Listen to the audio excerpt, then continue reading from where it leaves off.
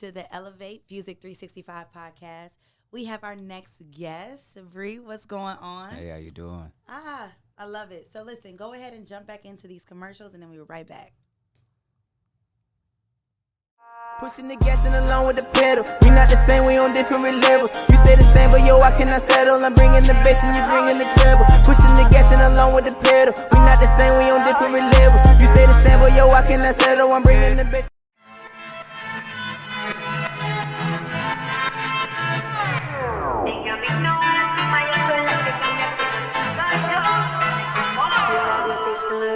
Sin atraso, soy un alacrán, obra de arte que Picasso. Sinfonías de mis dientes se convierten en un palo. Pinto musas de mi mente, un universo estoy creando. Sé que lo puedes ver, difícil comprender. Es mi forma de ser, realeza y poder. Se retiró R de reggaetón, llegó la reina.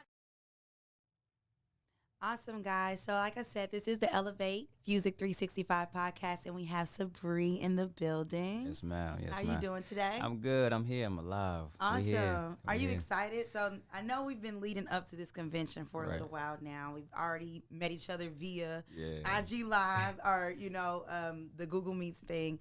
But you're finally here. I am. What has this process looked like building up? And first, let's just introduce him what you do. You're an artist. I right? am. He's an artist, guys. So he'll be performing on the big stage tomorrow at the Miller. One of his singles. Can you go ahead and talk a little bit about, again, the process leading up to here, just preparing for, your performance tomorrow? Okay, so the process, we were here. We was in San Diego. We was waiting on our tickets. The tickets was expensive. Yes. Expensive. But we got on the plane. It was a long flight. We pulled up to the Marriott Convention Center here, got a little suite, and it was just more of a mental game at that point. It's okay, cool. I'm about to get in front of however many people it is, and then we're gonna rock out the show. Right, definitely. So as far as mental preparedness, is that you like taking notes? Is that you kind of going over your material, going over like in the mirror? What does that look like? It's mostly the second and the third one. Yeah. Mostly humming, having my eyes closed in the mirror, seeing exactly what I'm gonna be, what I'm gonna do with it. Right. Not taking notes, more mental notes maybe, but that's mostly what it is for her. So you are performing with Ruby tomorrow, right? I am. You are. And is this your first time? We actually met yesterday as our first time. Okay. But this will be the first time performing the... Correct. Okay. We did little dry runs yesterday. Okay. But this is gonna be crazy. I'm excited. Can you give us, or at least tell the viewers, because they aren't aware, what the song is about, I guess the curation process of the song, and then just kind of go into, like you and Ruby's chemistry and how it even got to be, a thing. So the song is called I Know, featuring Ruby Mar, and it's more of saying, even if you're not here, or if you're present, if you're away thousands of miles, or whatever the case might be, I'ma still love you regardless. Yeah. So that's the scenery inside the song itself. And when we met, it was like, okay, cool. We seen each other, right? Yeah. And then we did these little dry runs. We had to do it over and over again because we had to get that chemistry right, right? Correct, because it was like our first time actually meeting each other. But once we got it, it popped. Our chemistry was beautiful, and it's an honor to work with her. Yeah, she's amazing. Her voice control is amazing. Absolutely. It was just a time when the music actually stopped when we was doing the dry runs, and she was still singing, and we was like okay. I love it. So yeah, definitely chemistry definitely grew. So what's the vibe of the song?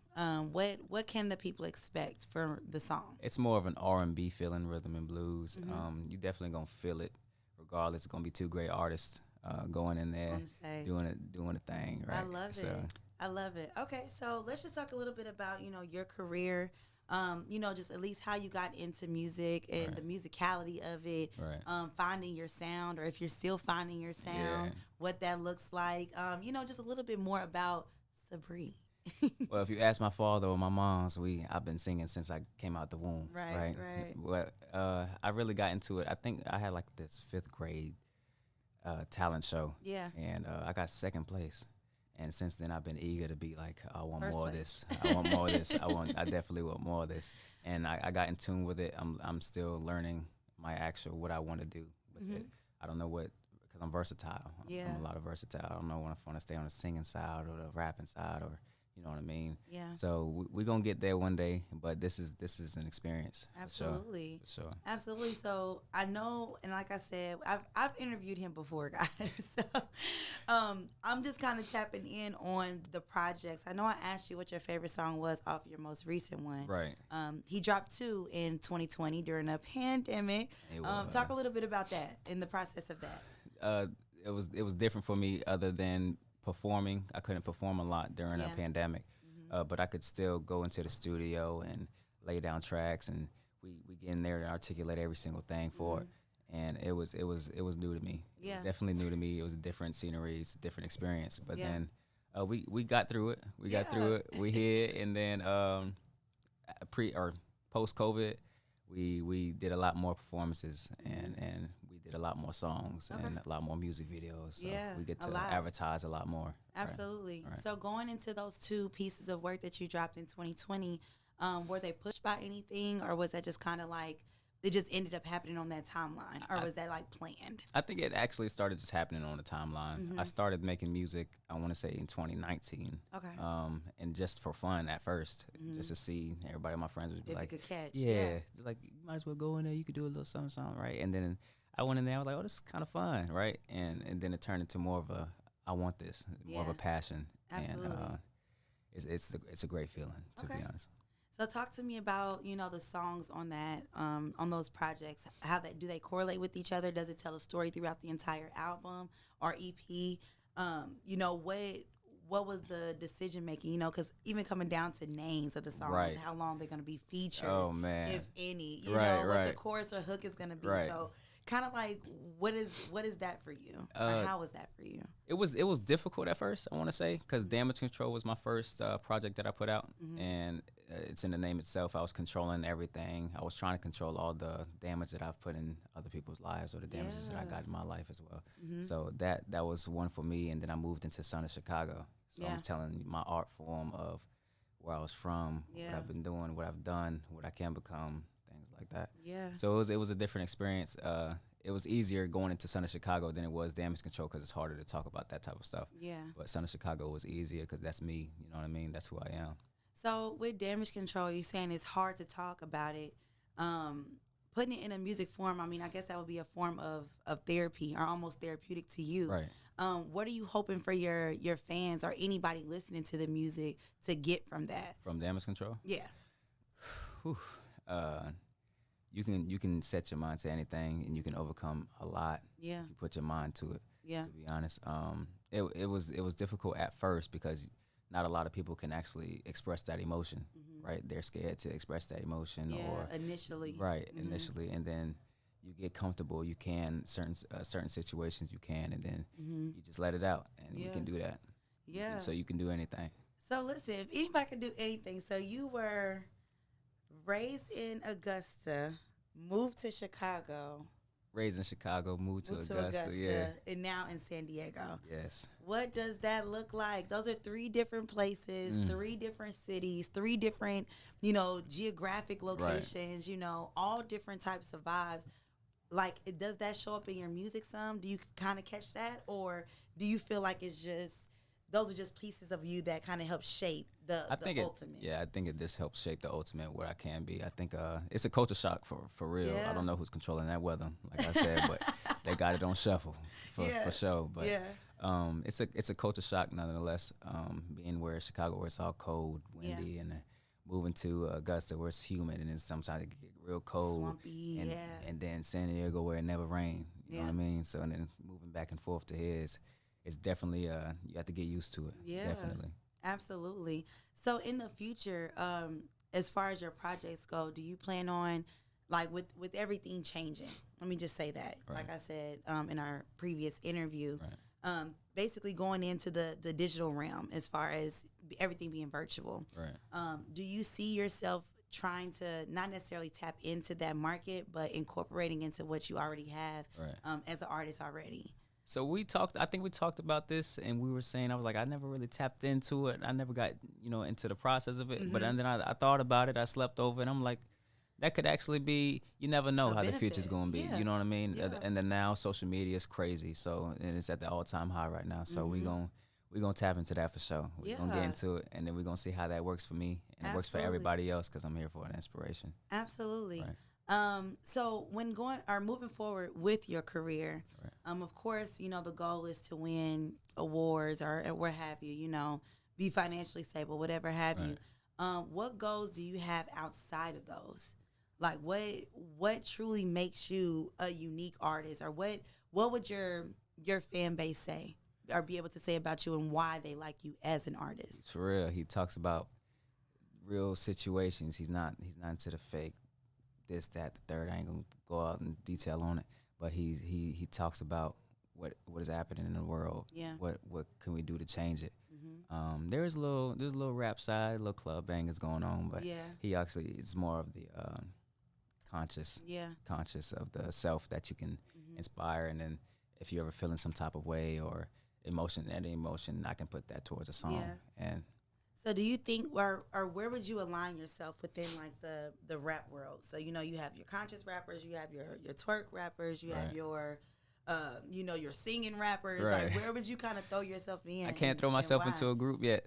I don't. I mean, that could be all of them, though. I'm more of I'm getting so versatile at this point with the singing and then the rapping and then the conscious and then the club bangers and then, you know, slow intimate songs. It's all into one. So I'm very versatile. So I can't just put myself in one pool yet. Yeah. We're gonna see though. It might stay the same. It might change. But we'll see for definitely. Sure. I think as an artist, having that wide range and that variety is going to allow you to not only be welcomed in many spaces, but also be marketable to many spaces, you know? Exactly. And so, like, it's always going to be a way where you say, yeah, this is me and who I am and where I come from, but I also could do this. Exactly. And I also could do this, too. Exactly. And then actually, let me have some of that over here. Yeah, for sure.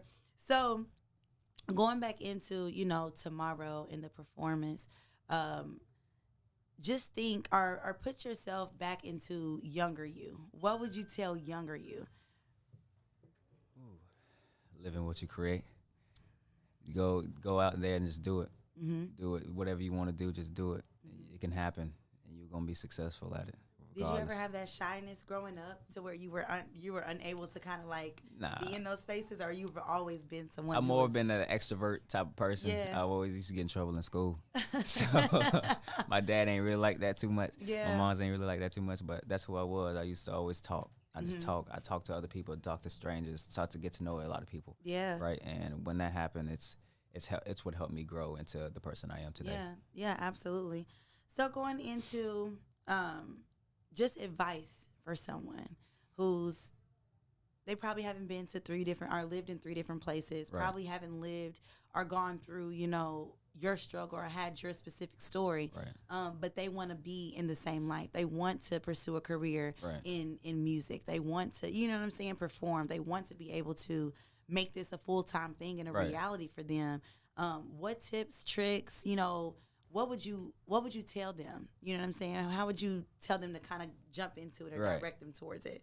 If you can get out there and do it. Advertise yourself. You're gonna have to do that a lot for publicity. Any publicity is not bad publicity. Bad publicity is good publicity at the same time. So go out there and do it. You can do anything. I'm telling you. And you can be an introvert, extrovert, anything. But as long as you're putting yourself out there, expressing yourself, telling you. Not whoever else wants you to be. Be yourself and be yourself, be your person, and put yourself out there, and soon enough it'll come. I promise. Absolutely. Definitely. Do you have any current projects that you're working on? I am working on a current EP, 6 songs, named Who Is He?